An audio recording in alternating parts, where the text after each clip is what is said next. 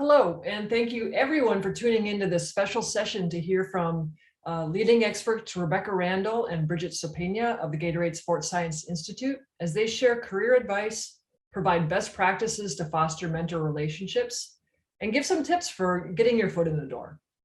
My name is Chris Osterberg. I'm a principal scientist at the Gatorade Sports Science Institute, and I'll be moderating today's session. Just to give you a little of my background, my education is in sports science and nutrition. I've been involved in nutrition and exercise physiology research for more than 20 years, both within GSSI as well as in academia. I will say that mentors have been an absolutely invaluable part of my career and life, so I'm really happy to be part of this session. But enough about me. Rebecca and Bridget, please introduce yourselves to the audience. Let's start with you, Bridget, and then we'll turn it over to Becca. Thank you, Chris. My name is Bridget. I am a senior sports scientist at GSSI. I have my master's degree in exercise physiology, and I started my career as an intern at GSSI and celebrated 7.5 years here. My role within GSSI is athlete service focused, but like Chris said, mentors have been instrumental in my career, so I'm excited to chat today. Becca? Yeah, thanks both, and welcome everyone to the Ask the Expert session. I'm Rebecca Randell. I'm an associate principal scientist with the Gatorade Sports Science Institute. My background is in sport and exercise sciences, so I did my undergraduate at the University of Birmingham in the United Kingdom, and also did my PhD there, which looked at green tea supplementation and fat oxidation during exercise. Following my PhD, I started working at the Gatorade Sports Science Institute, and next year I will be there and have been there for 10 years, which is quite a long time, yeah. So I'm hoping that today I have some experiences with mentoring as well as career experience that I can share with everybody. Great. This is going to be great. So now that we have the introductions out of the way, I just want to go over a couple very quick housekeeping items, and then we'll jump right into the discussion. Please use the Q&A feature to ask questions throughout the programming. I'll do my best to answer these as we go along, but we'll also have some time at the end, about 15 minutes for questions at the end of the session. For any social posts, please be sure to hashtag GSSI. And while we do miss in-person events, the benefits of a virtual one allows us to make connections all over the globe. So please don't be shy. Feel free to share where you're from, your organization, or what you're hoping to get out of today's session in the chat box. As you'll soon hear from Becca and Bridget, building connections is invaluable, whether or not we're in person or virtual. So let's just dive into the discussion. So I wanted to start with Becca. What does success look like to you? In terms of mentoring, I think success for me personally, when I've been able to have mentees, is really building up their confidence so that they really feel empowered to go out and achieve what they want to achieve.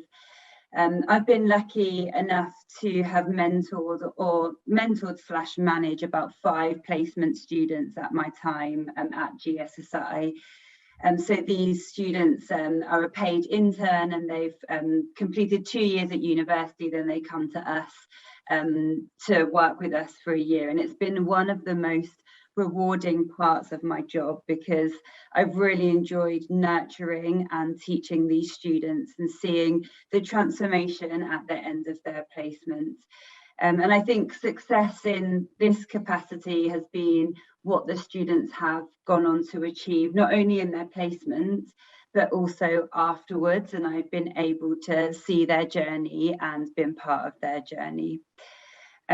Also, like for me, I've been lucky enough to be a mentor to Bridget, and obviously Bridget maybe can talk about how I have been as a mentor. But you know, me and Bridget have worked together over several years, and we started with having a very formal mentorship and that's developed over time. And now we have a more, I'd say, casual, we know each other on a personal level, which means that we can have deeper conversations and more candid conversations with each other. So yeah, I think that's what success looks like to me.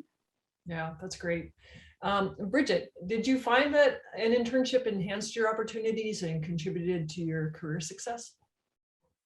Excuse me. I absolutely do. I don't think I would be where I'm at today without my internship, and feel like it actually directed me on the path I'm at now. So I graduated with my master's degree, and I was still a little uncertain about the exact path I wanted to take. And I took this internship opportunity straight out of grad school, and I took it as an opportunity to see what other avenues there were in exercise physiology beyond just, beyond physical therapy and athletic training and strength and conditioning. So those like typical things that you typically think of with exercise physiology. And internships are an opportunity to dip your toe into different waters and not feel like you're stuck. I think sometimes new grads who take full-time roles out of school, who aren't like 100% certain what they want to do, they might feel stuck and not like, and they might feel like they can't pivot roles or careers because they're now making money, and they might feel like they're quitting something. But an internship is a temporary way to gain that experience without feeling locked in. And I grew so much during my internship and learned more than I ever imagined I would learn. And it was actually supposed to only be a 3-month-long internship and only last the summer.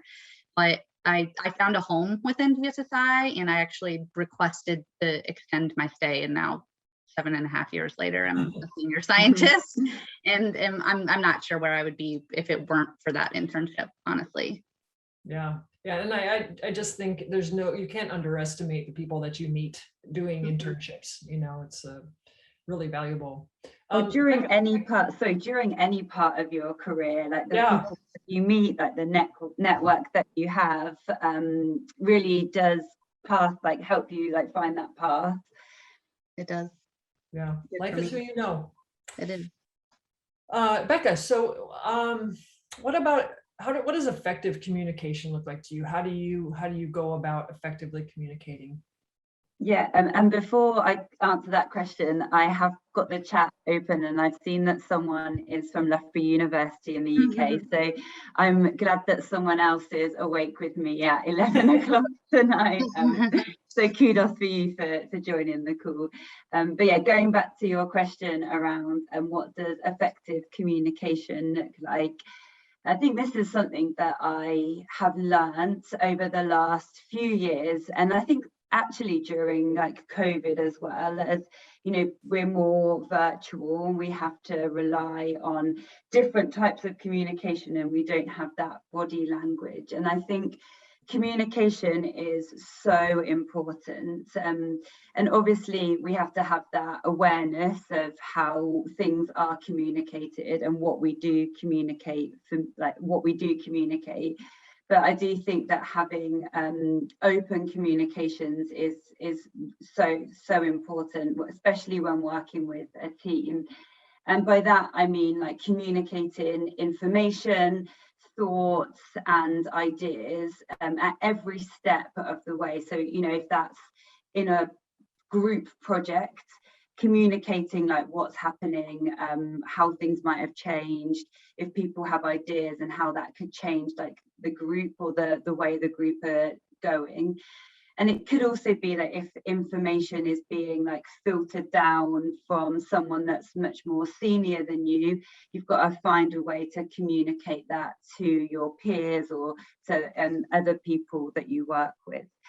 And I think on the flip side, even if you don't know all the information, I think communicating that is just as important. So to openly say to people, actually, I don't know everything right now, but give me a chance to go and find the answers to this, and I'll come back to you.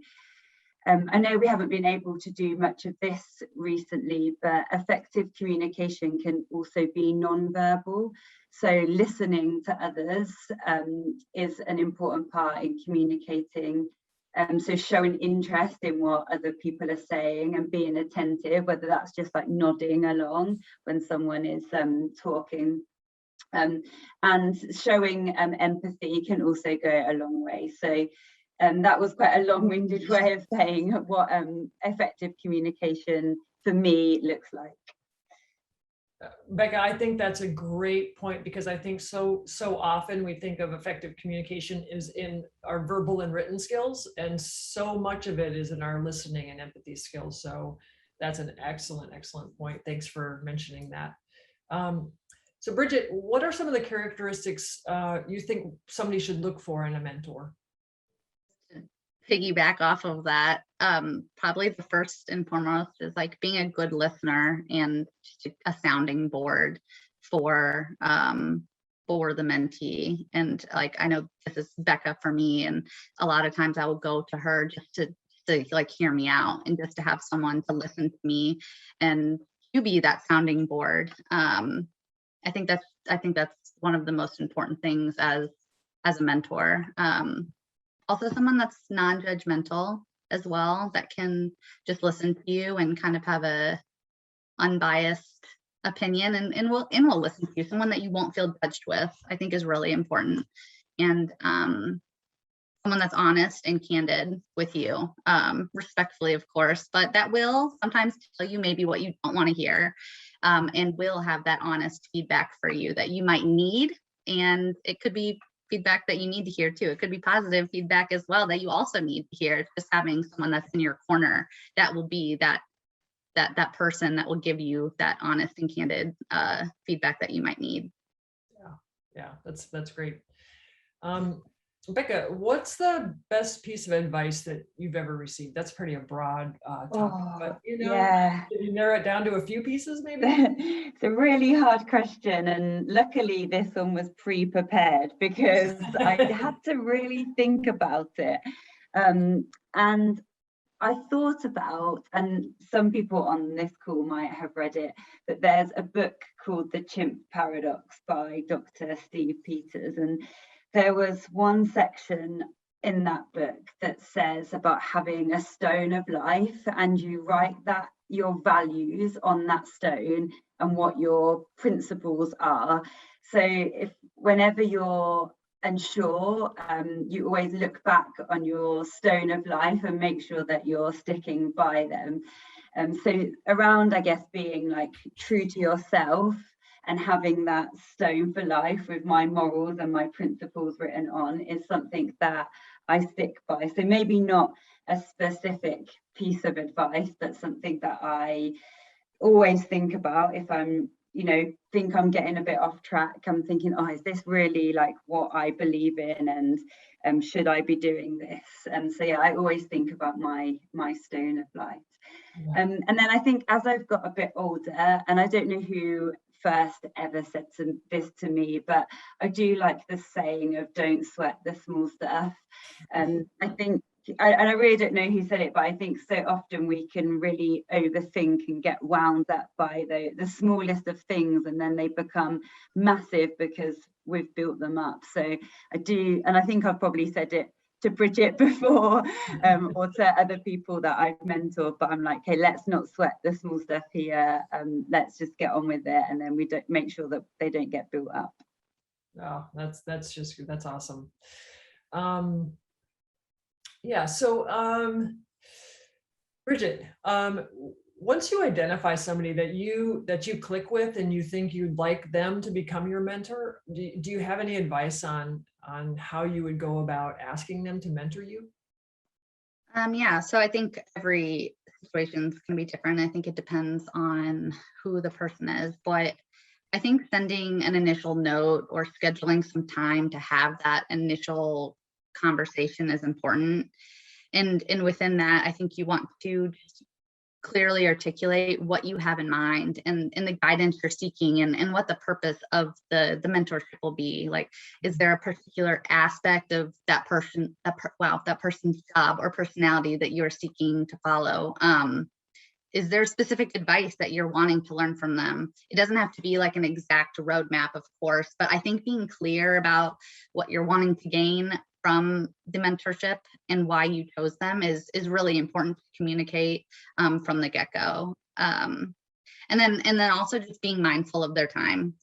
You want to ask, and you don't want to assume that they can take it on, and you want to acknowledge that they are taking the extra time to mentor you and to show appreciation for them, even considering your request, because it is time consuming to do that, and they might be doing that out of their normal work schedule and taking time out of their personal lives to do that. So I think acknowledging that is important as well. Yeah, that's really good. Becca, what kind of advice would you give someone who's looking to get started in this field, in exercise physiology, health, nutrition, any of those fields? Yeah, so I've thought about my experience and what I did, and also about the things that you can do. So I think, first of all, and this is something that I say to when I give presentations at universities, is to get as much experience as possible. And I know it's so easy for me to sit here and say that, and it's a lot harder sometimes in reality to go and get that experience. But and often it's unpaid, which makes it a lot harder sometimes for people to get experience. But it could be just as simple as, if you're a master's student or you're an undergraduate student, going or locating a PhD student that's doing a study and just saying, could I just shadow you for one of your exercise trials? And then that can be done between in your day to day, and it just gives you that feel for maybe the research, and if that's something that you want to do and that's the avenue that you want to go down. Yeah. I that's exactly what I did as an undergrad. I just piggybacked off of master's students' research and just wanted to see what they do and help if I can, be an assistant to them, and just really that's how you're gonna weed out kind of what you want to do, what you do and don't want to do too, and actually seeing it and doing it yourself. Yeah, I totally agree. Yeah. And I guess from the applied, because obviously if you do that and you're like, oh, I don't want to do research and what else is there to do, but also from the applied side, you can do a similar thing. I'm sure at some of the universities there's interns, or there's employees that work as sports nutritionists and dietitians, and just shadowing them and seeing what their day-to-day looks like, so you can get that experience on the research and applied perspective. And then I think if you do get those experiences, make the most of them by being inquisitive and ask questions. I used to be so scared of asking questions and asking the why, and why are you doing this and what for, because I was worried about coming across as not looking underskilled. But I do think that those questions are so important, and they really help you to figure out what you want to do as well. Yeah, and I would say a lot of people, when I was a student, sometimes I was afraid to ask questions, and then I realized, well, that question actually doesn't really have an answer, so it's actually a good question, and nobody knows that. So, and I think the more questions you ask, the more other people know that you're paying attention and you're engaged. And if you don't ask questions, then they start to wonder, are you really understanding what I'm, what I'm doing? So I think questions are always good. Yeah. When I was an intern at GSSI, I was in the same boat. I was nervous to ask questions, but I eventually set my pride aside. I'm like, I'm just going to ask questions because that's how I'm going to learn. I want to know why we're doing what we're doing. Why are we collecting this piece of data? Why did we decide to do it this way? And I've said this to others, that I think me figuring out all those small details have helped me with my job now, specifically because when I was an intern on the research team, so we take those learnings and apply them in the field. And now I can better execute my field work because I understand why we have decided to get to this spot. And that's because I asked every question under the sun. Bless Lindsay Baker, because I asked her so many questions and she was so patient and answered everything. And so did everyone on the team, who was at that time, literally everyone was more senior than I was. So I was just asking so many questions, but you just have to set your pride aside. And like you guys said, like, it doesn't make you look like you're unknowledgeable. It makes you look like you're interested and you want to learn more. Yeah, I agree. Yeah. And people are more willing to trust you if you ask questions than if you don't. I will say that from experience. So, and we've also we've had one comment in the chat, Chris, to say that helping on PhD projects was one of the best things that they've ever done. So there's someone else on the call that has agreed with us. So that's a good bit of advice, I say. Yeah, for sure. I think as an undergrad, oftentimes you're not sure what research even entails. And so if you get involved, then you can find out, and maybe you just fall in love with it. So a few questions from our audience. A question from Isaac Floyd. What resume experience was most helpful in acquiring a position as a scientist at GSSI, for either one of you or both of you? I'll start. I'll say it was like my hands-on work. So mostly my position managing our human performance lab during my graduate assistantship in my master's degree, having that hands-on experience, not only just like doing the assessments, but having that experience communicating with different populations of people and translating more difficult information to the lay person, I think has really helped me. And I think sets you apart when you have that hands-on experience, because a lot of people are going to have the same coursework that you have. So it's that hands-on experience and going above and beyond that's going to differentiate you from the other applicants. And it'll just make you a better professional once you do get into your career, having that hands-on experience. Yeah. And I'll take that question from another point of view, because I've had, as I was saying earlier on, 5 students that I've had to recruit. And so I've had a lot of resumes to look through. And so the things that I would always look for when reading those resumes is,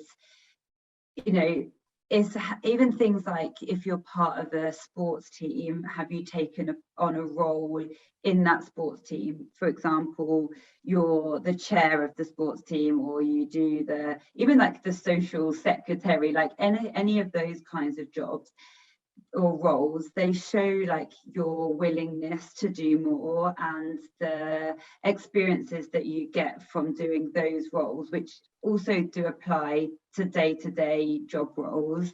And then even things that might not be specific to sports science, but could be within a similar industry that might give them experience that they can translate over to the sports science world. So we've recruited people before who have worked in hospitals, shadowing people there. But again, it just shows that intent and willingness to do more and sets you above other people.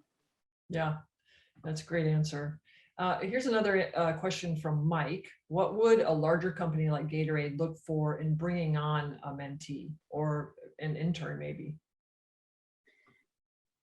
Do you want to talk about your intern experience? Are you asking what they look for when they're going to look for an intern, or what would the internship look like in itself? Either way, but I think, what are you looking for in the intern that makes you want them to come be an intern with you? I think that's how I read it. Yeah. Well, for me, I was really eager and just wanted to learn. And I think looking back, I think that's what helped me get my job when I was doing my interview. Is I was just eager and I just wanted to learn and not acting like I already knew it all. And I wanted to grow and develop and continue learning. And like I said, just the internship experiences, having some hands-on experience before even getting to the internship that I was in. I had already held 2 or 3 internships before that. and showed that I already had working experience on top of a little bit of research. And I was also like an athlete. And I feel like that helps me in my day-to-day now, being able to understand somewhat what an athlete's going through and can empathize a little bit. But that's just me personally. I think it depends on the internship role as well, specifically what they're looking for. Okay. But the more, and Becca mentioned this, the more opportunities that you take during undergrad and grad school before you get to that spot, taking those internships, the better position you'll be in when you graduate. If you are wanting to take, I mean, even another internship or an entry-level career, you're going to already have working experience the day that you graduate, which will set you above the other applicants automatically. Yeah. There's a lot of interest in internships. It looks like from the Q&A. Here's a question. What extracurricular activities, if any, are you involved in to continue to develop your field? Yeah, I'll go with that one because I passed the previous one on to you, Bridget. Yeah, so extracurricular activities. Attending conferences is often part of our jobs, but I also see that as kind of extracurricular sometimes because it's a different part of our job that we don't do day to day. So I guess that's one way that we stay sharp and we trying to stay on top of the science. It's hard to read papers because it's often put to the bottom of my to-do list. I don't know about you, Bridget, but it's something that I struggle to find time to do. But I do think that it is a great way of staying on top of the current findings and literature in a certain field. And not to do a massive plug here, but I do think the Sports Science Exchange articles, and this was not I wasn't made to say this, but I do find them like a shorter, more readable report or article to get an overview of the current overview of an area in sports science. So I think there are things that I do or try to do extracurricular. So yeah, that would be my and I guess actually over the last 2 years we have been so lucky, not in all respects, but been able to watch virtual conferences, and there's also been a lot of free webinars that we've had access to, and I think some of them are still on YouTube or you can watch them back. So having a look for those, and yeah, that would be something that I would highly recommend to do. I echo everything Becca just said, and I would just piggyback and say also reaching out to other people in the field. What I like to do is reach out to different practitioners that I know, and honestly just to like catch up and see what's new with them and see what's new that they're working on or that they're interested in, because it might be something that I haven't heard of, or it sparks a new idea for me to then look into. So it's not only from like a personal perspective to keep that relationship, but it's also just to pick their brain too and see what's new and what's going on in your area that I might want to look into as well.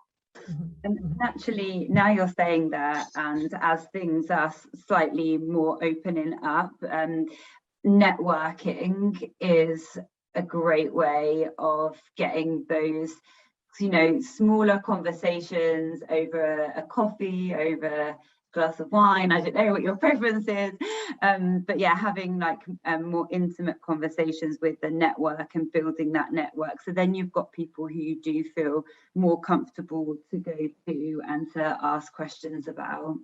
Yeah, here's a question that sort of builds on that, and this is going to be a sort of a complicated answer, but one of our viewers asked, can you help me with or suggest a decision-making paradigm to help choose a career in a short term when you're interested in a variety of things in a particular discipline? Or is the process similar to what Ms. Sopeña mentioned earlier, a process of elimination by doing things and then identifying what you may or may not want to do in your career? I'll take the first stab. You've gone straight in there, Bridget. Wow. I'm gonna take a stab. So one of the biggest pieces of advice that I ever got was to find something that you're both personally and professionally interested in and make that a career. And if you're between multiple things, I guess, what do you like to do in your free time? Because your career is going to take up a lot of your time. And so you want to, if you're able to, find something that you enjoy.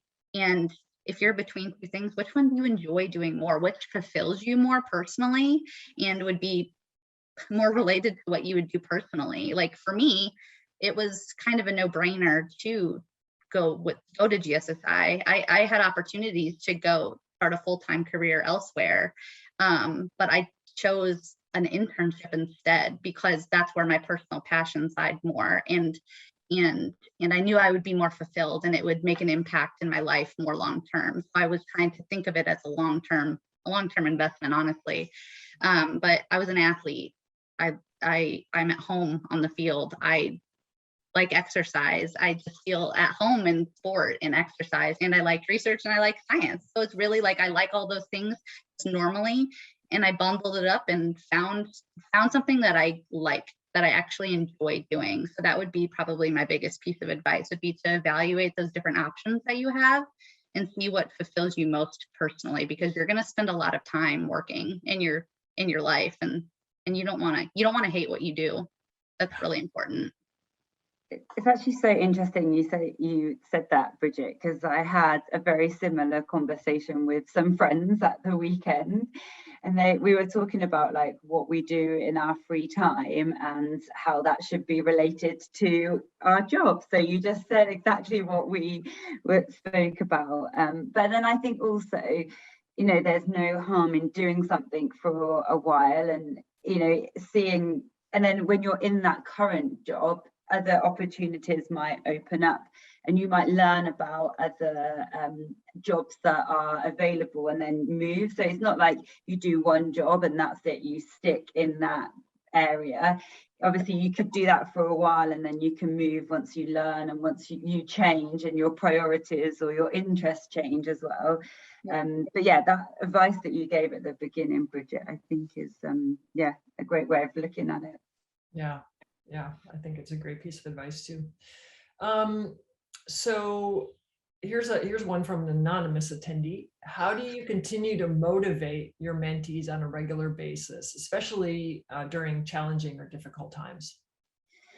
I'll take that one, Bridget. I think a mentor and mentee relationship needs to come both ways. And if you're seeing that a mentee is struggling with motivation, I think there are things that you can put in place, and it might have to be slightly more regimented, or you put specific goals in place to help your mentee stay on track and to keep their motivation.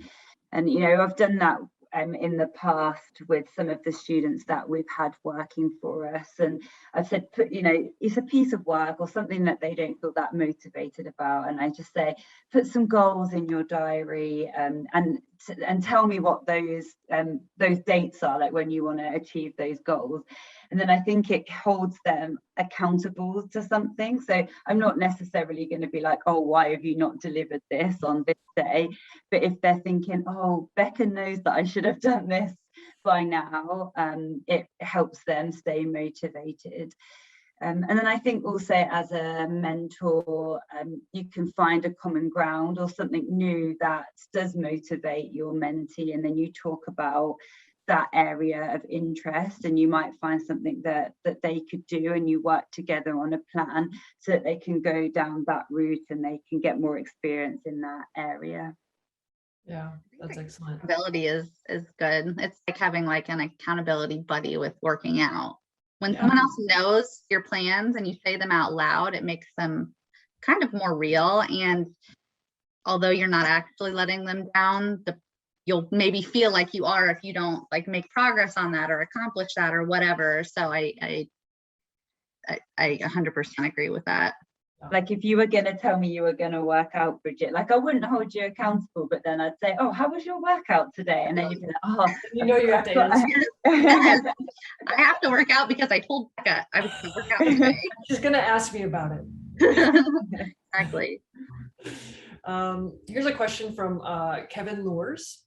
From a mentor perspective, is there a blueprint either of you would use in mentoring someone? And if so, what would it look like? Or should you rely on the mentee to guide the mentorship? Wow, Kevin, hard question. Wait till I see you in person, Kevin. From the training that I've had on mentor and mentee relationships, it's always been the advice that the mentee should come to the mentor with like what they want to get out of it. I don't think there can be a specific blueprint, because I think everybody will want something different from a mentor and the relationship that they will have with their mentor. So although like the onus might be on the mentee, I think you can work together as a partnership to figure out what that blueprint, your personal blueprint, might look like. And it will obviously and most likely change over time. But yeah, I would say that you need to have a mentee that is engaged and wants to get something out of it, and then your mentor is there to help support you and to find and to take you down the best path to get the most out of that mentee and mentor connection. Yeah. I don't know if you have any experience. I've like unofficially mentored people. I've never actually been like a actual mentor. I feel like I've provided guidance to people, but I don't have that. I don't have an experience from a mentor perspective, but like what Becca said, as a mentee, like I totally agree with. I feel like you just want to be really clear on your expectations, or not expectations, but what you're looking for out of the relationship, and maybe why you're coming to them directly, and then they'll understand that and they can help navigate you in the right path, I guess. They'll just help to then guide you and help you get to where you want to be. But Bridget, you make a really excellent point, because you say I've never been a mentor, but it doesn't have to be that official. So your friends can be your mentor, and you know, like we started off with an official mentor-mentee relationship, but I would say now, Bridget, it's kind of similar. Like I go to you for things, you come to me for things, and we both kind of mentor and mentee each other. Yeah, so it doesn't have to be like you don't have to have any official training. You don't have to be. Yeah, I think sometimes it just falls into that naturally when you develop those relationships with others, and then you just want to like help and help them grow. Like you just actually personally care and you want to help them succeed. So you just naturally take on that mentorship role to help them get to where they want to go, if you are able to help. And David Keys has just written in the chat that he sees you as a mentor, Bridget. Oh, David.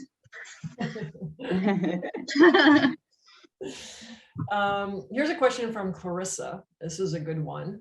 Have you been in a situation where the mentor-mentee relationship is not on the best of terms? Or is there any advice for when you feel your mentor or the program is just not a good match? Not had experience of it, but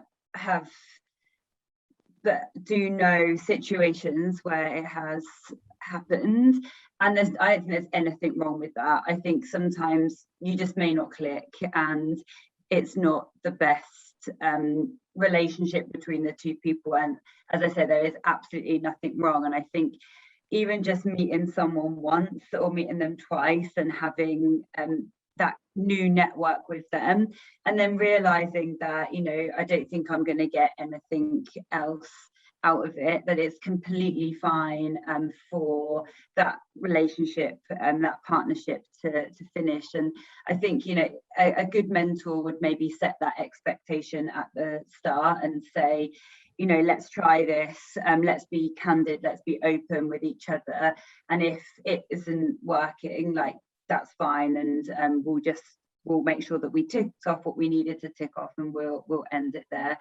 And sometimes they just fizzle out naturally as well. I've had experience of that where, you know, that my mentee has just not contacted me. We had regular meets, and then it's just stopped and not been as regular. And for me, it just seems that, okay, they are in a situation where I can't maybe help them anymore. They found someone else that they wants to be their mentor, or maybe they'll come back to me in 6 months time, and that's fine as well. Like, I'm still there for them. But yeah, I don't think there's any problem with not having a mentor mentee relationship that doesn't work. And I think it shouldn't be forced. You shouldn't be forcing that relationship. I think it should be pretty natural, although, like, you might, like Becca and I, like, we are more friends now than anything, but I think you can have that professional relationship, but it shouldn't be a forced thing. It's an added bonus for you to have a mentor, and if you're forcing it, that's just adding extra stress that you don't need, and that they might not want to do that either. You want to make sure that you're utilizing both of your guys' time and not forcing something that might not provide value to either of you. Okay, and like Becca said, it might just fizzle out. It might be after the first conversation you realize that, hey, actually, I don't think this is going to help me as much as I thought it would, and that's okay. Yeah. Bridget, just so what is the best piece of advice you've ever received from a mentor? Do you have a piece of advice that you've received that you hold on to? And I feel like I've cycled through a couple of these in this conversation just naturally, but probably the biggest one is, if you need help, to ask for it. It's okay not to know.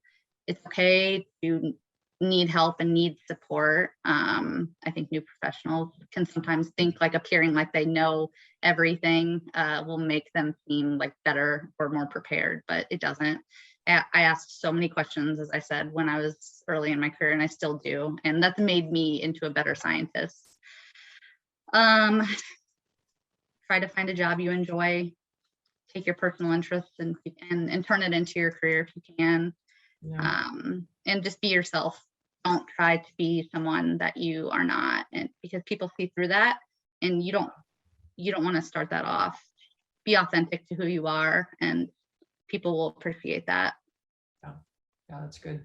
I just want to acknowledge that there's a lot of questions in the chat about internships and opportunities and stuff, and it's not that we're not interested in those questions. It's just that I want to stick to the mentor-mentee sort of theme of what this webinar is. So we can take those offline, maybe. Yeah, I was going to say, if any of you have any questions about internships, please feel free to reach out to me after this. I'm not sure if my contact will be at the end of this presentation, but I'm happy to put it in the chat for you guys, and feel free to email me, and I'm happy to answer those questions if it's specifically around my internship with GSSI. But I'm sure Becca or Chris would also be able to answer those too.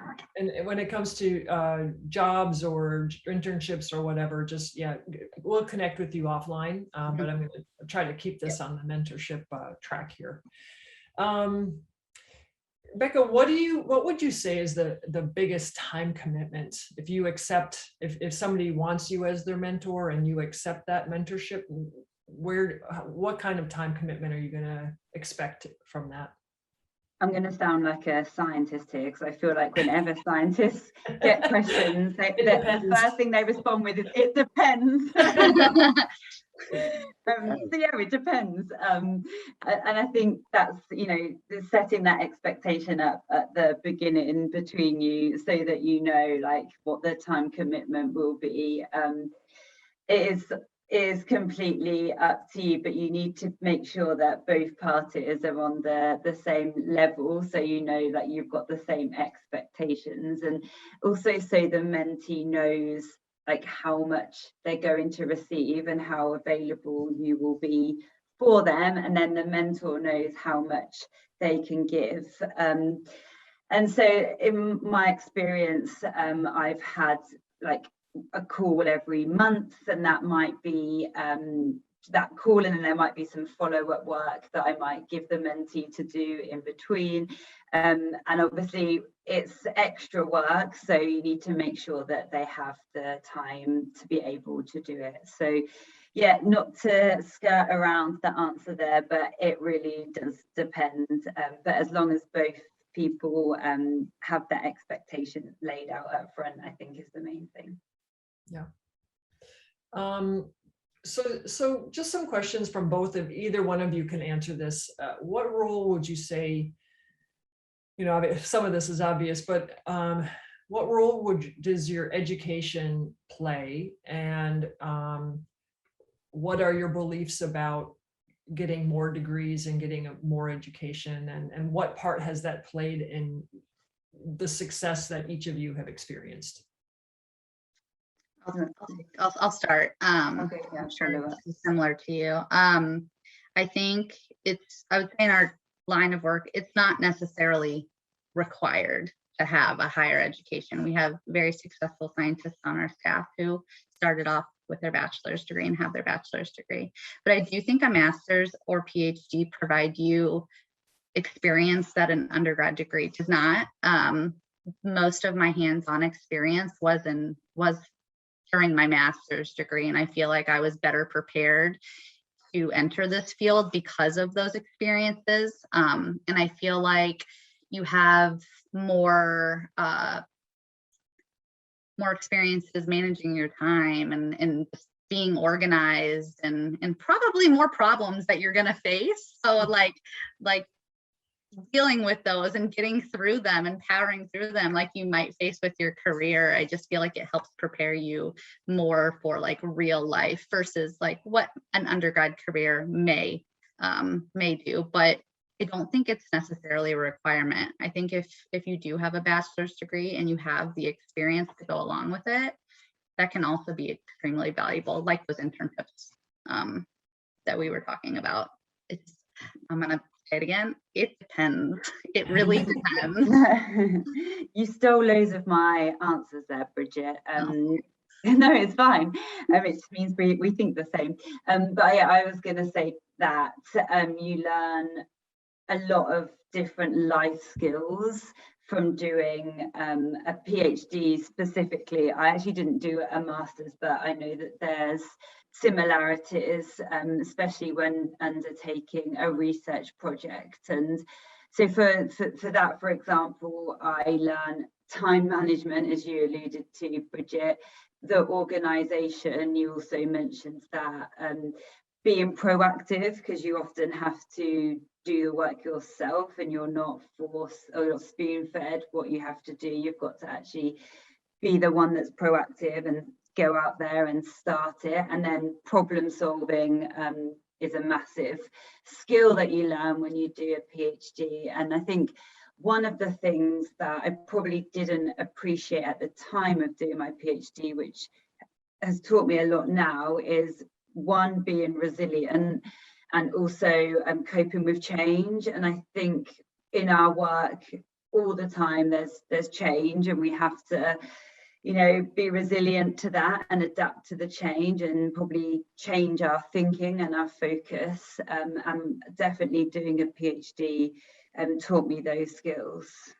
Yeah, I was going to say that, Becca. I was going to say grit is a huge one you learn, because you're not going to make it if you don't have it. So. Oh yeah, the amount of times I just wanted to cry and probably did cry. Yeah. The other thing I would say is if you are an undergrad and you feel like you have an interest in exercise science, find a graduate school with somebody that has authored papers that you're interested in. Because again, we go back to the beginning, life is sort of who you know. And so when you get connected through graduate school with people who are successful in the field, it just builds more bridges and you have more opportunities. And so that's another benefit of graduate school, I think. That's a great way, because often, I always say, conferences are a great way of meeting people, but that comes at a cost, and it's not inclusive for everyone to be able to go. And I do think that over lockdown and the last 2 years that we've had, it's been a great way to virtually meet people. I know it's slightly different, but it to some extent it is the same, and it's been a lot more accessible to people that wouldn't be able to go to the conferences face to face. Yeah. Here's a question for each of you, both of you. What are some of the barriers that you've faced in your career path, and how did you overcome them? I'll start. I think we are in a field that is male dominated, no matter if you're a researcher or a sports scientist. We're just in a male dominated industry. So it can be tough. I know, like, there's been situations where I have to prove my knowledge, whereas a man next to me might not have to do that, entering into a locker room or a team or whatever the case is. So that can be difficult, but I think it's helped me because I know when I go in there that I might have to prove my knowledge. So I prepare as much as I can so that they can't question my brain. I might not be as big and strong as the guys that I'm standing next to, but I'll be as smart as them, or smarter than them. I will go in there as prepared as I can because I already know that's kind of a notch against me, possibly, depending on where you're at. It's not like that everywhere. But I think women in sport do have that barrier in general, and so we just have to work that much harder, and it can be hard, but I think it's made me a better scientist because I am always over prepared now and ready for it. Well, for anybody who doesn't know, Bridget packs a punch, so don't underestimate her. She does. I do think it has been a barrier in my career, and I really hope that, and I think we are seeing it, that things are changing. And I know Bridget, like myself, we're really trying to advocate women in this industry and champion women so that they get the platform that they deserve. So, it is taking time, but hopefully it's heading in the right direction. And I always want to make sure that I champion women in this industry. Yeah, that's good. Absolutely. And you do. Oh, thank you. So here's a good question from Brad. How do you like to promote team morale and enthusiasm when leading a team, particularly through a long and strenuous project? Oh, great question. I'll start with that one, Bridget.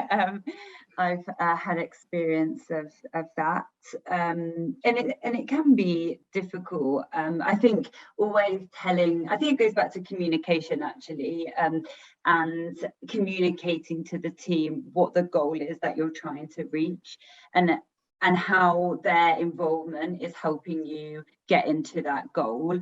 Because I think if people have ownership of a section of that project and they lead their section and they're the expert on their part, they feel empowered and they feel motivated, and you're helping that whole team lead to that final goal.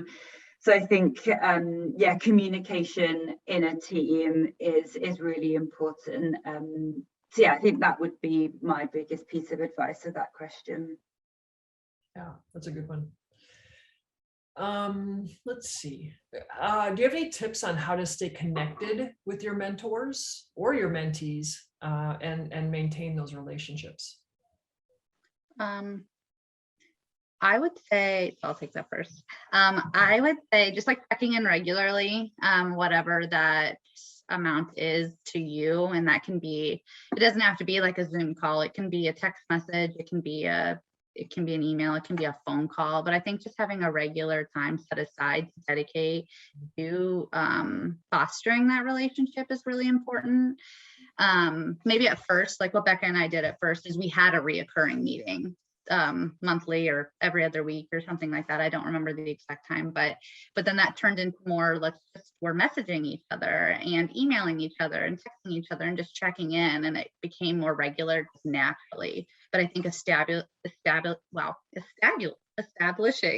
that connection at first, like, and making it reoccurring is helpful, especially like when you have a busy schedule. It just makes it more it's just helpful. It's just helpful to squeeze into your calendar and just make sure it's important to you to do that. Yeah, and I think checking in, I think is a great way of keeping that relationship. And then also, if you just see like an article like in a newspaper, or you think you see something that you've spoken about as a team, and you just send it over to them saying, oh, you might be interested in this, was thinking of you. That's a great way to just maintain that relationship. Yeah. Or going for a coffee when we can. Yeah. No one's tea, coffee, no one's going to say no to going to that. Amen. So this is a good question. Do you, either of you, have mentors outside of science or the day-to-day job? Do you have mentors in other industries that are maybe sports related, or practitioners or teachers, or anybody outside of the scientist profession? I do. I have a practitioner mentor. Honestly, we met when I was in GSSI, and I really respected the work that he was doing, and I knew I could learn from him because he had a different perspective in sports nutrition than I had, and so I was really interested, and I loved hearing the way that he communicated with athletes, and just, he's so good at his job, and so I was like, I really respect you, and I would like to have you as my mentor so that I can learn from you and grow in a different area, in a different way, and kind of expose myself to different avenues within sports science. So I do personally. Nice. Becca? Yeah, and not a formal mentor, although we've already discussed that it doesn't have to be a formal one, but I was wanting advice recently, and I went to a sports coach because I thought they would give me a different perspective on how to manage a team, or to manage the complexities of a team. And so that was like a great different point of view to give a perspective on how, like, advice that he could give me on that. But yeah, I guess it's still sports related though, but just not science.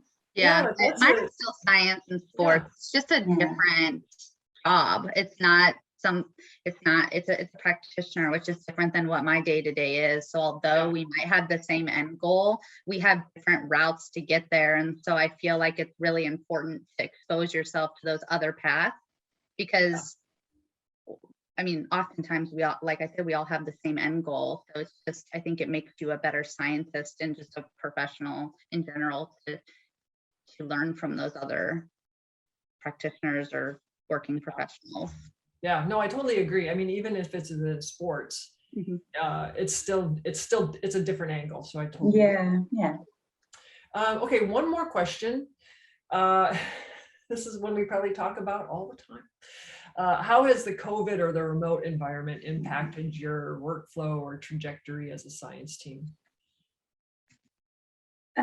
I'll start. I don't know. In a way, I've at the very beginning, and I think I still feel this now.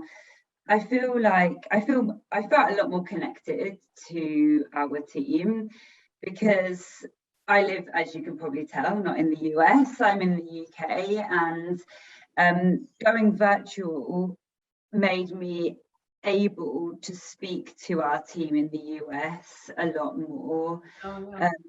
So, and I think that still is the case. And it's funny because we don't travel, we obviously haven't traveled.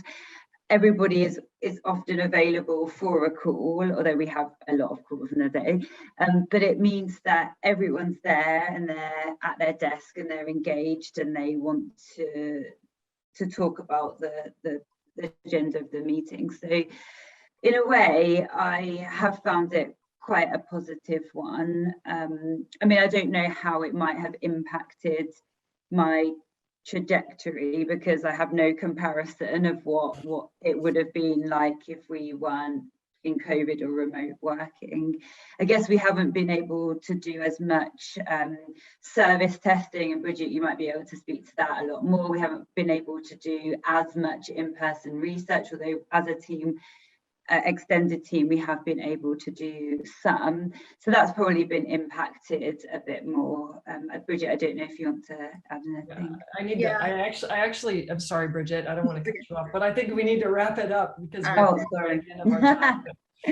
Before we wrap it up, I just want to encourage you to visit gpp.com and gssiweb.com to access science-backed resources and sports science exchange articles like Becca mentioned, and opportunities to discover all the latest that Gatorade has to offer.